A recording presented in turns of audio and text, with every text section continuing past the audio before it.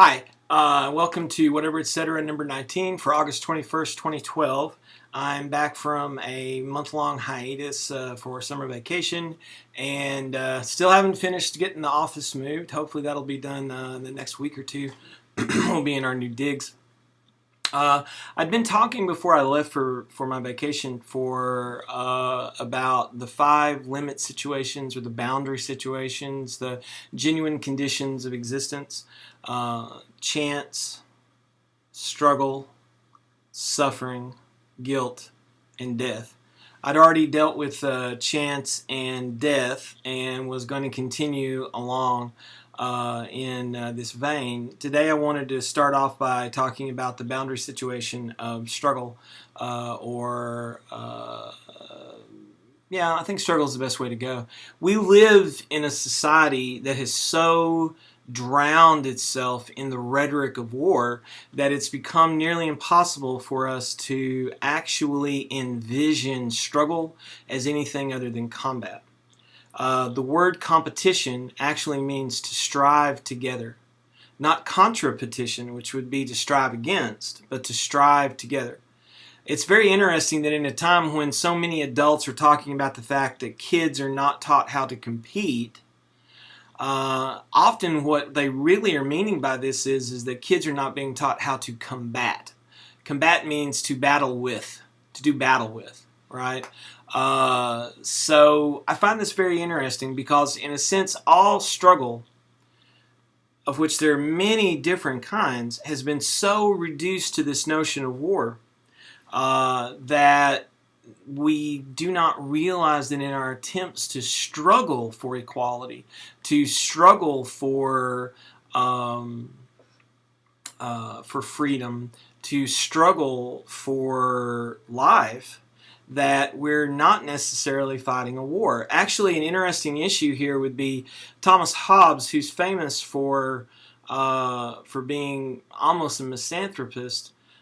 In his book Leviathan, kind of points out the fact that once we're out of a state of nature and we're in a state of a mutually held society, nature may be a war of each against all, but society is supposed to be something that brings about a kind of peace. But this again is an interesting idea. We use the term peace as an opposite to war, when in reality peace is actually more of the rhetoric of war. And this is one of the reasons that Hobbes makes use of the term, that we want to have that moment between war, right? That society is this clearing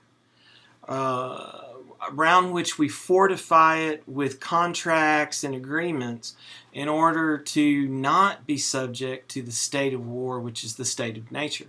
I'm not saying that I agree with him. I'm actually just kind of talking in a sense about the effect of this kind of theorizing.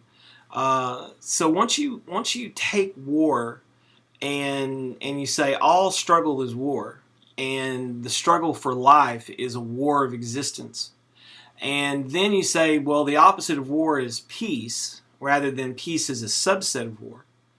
The word peace, to me, is one of the most interesting etymologies I ever discovered over the course of the last 20 years of dipping into diverse dictionaries and looking at the history of language. And really kind of seeing more and more how it is that language speaks us more than we speak language, to paraphrase Heidegger. Peace comes from the Latin word pax, which is related to our word pack, to pack down. And literally pax, or peace, means to drive into the ground and break off. In that sense, you can see that peace is not the opposite of war. It's not the opposite of violence. It is itself a kind of violence. And so what I want to do over the course of the next couple of whatever etc. is really look at this boundary situation of struggle and bring home the idea of why it is that a great violence is perpetrated upon humanity when we reduce all of struggle to war. Now, in all of the boundary situations that I have detailed so far, or that I've mentioned so far, these genuine conditions of existence, chance,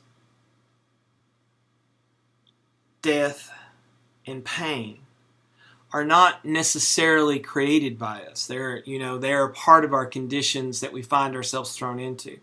We suffer pain because we are physical entities.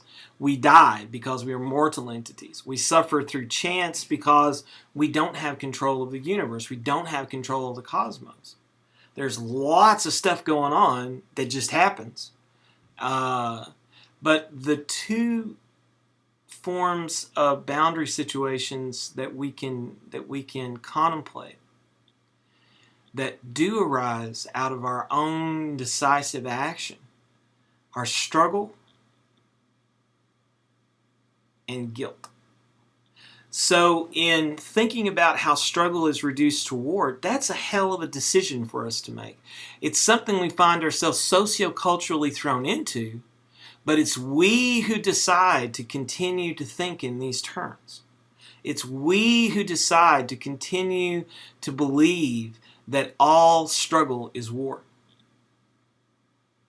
So when we say we need to teach our kids to compete, and we mean we need to teach our kids to win the combat, we're not really teaching our kids how to make a good decision about how to live their life. We're actually teaching our kids how to become warriors by default.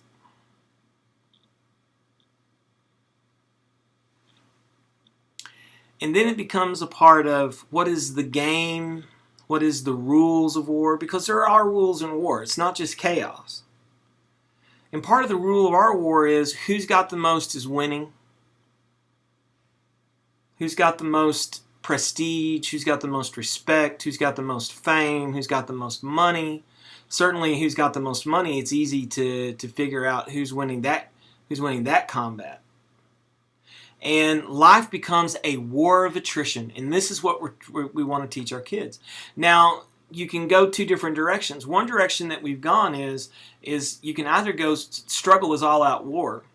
It's just violence for the sake of violence, to be the person who doesn't get the most violence put upon him, but who does the most violence. Or it can be rolling over, becoming pacifist in the sense, you've beaten me down, you've broken me, so I'm not going to struggle anymore.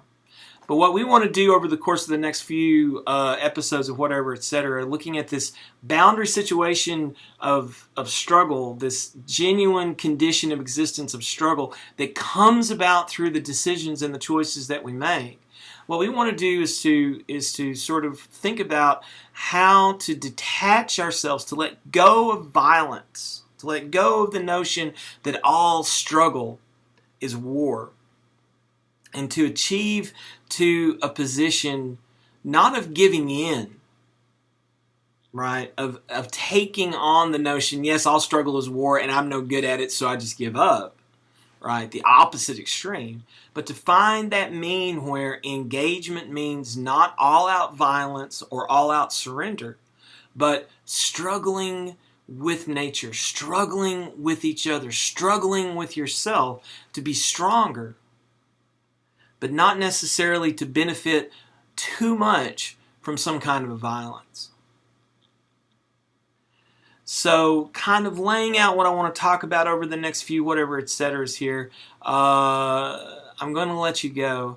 I just also want to say that today I'm dedicating this idea of struggle not being all out war to all of my dear and beloved friends who are going back to college, who are going back to high school, who are going back into this stream in which, the socio-economic stream in which we teach you through the very way that we structure our institutions that you need to win this all-out combat. To succeed in decisive existential struggle is not to win a war. To succeed in decisive existential struggle is to know when to take up a resistance against socioeconomic customs that are already pre-deciding, presupposing for you a violent life, a life in which you take because you're the winner. So for all of my young friends that are going back into the socioeconomic conditioning structures of high school and college, bear with me over the course of the next week or two, and let's see if we can figure out different notions about struggle, different notions about engaging the world non-violently, but with fortitude, with strength.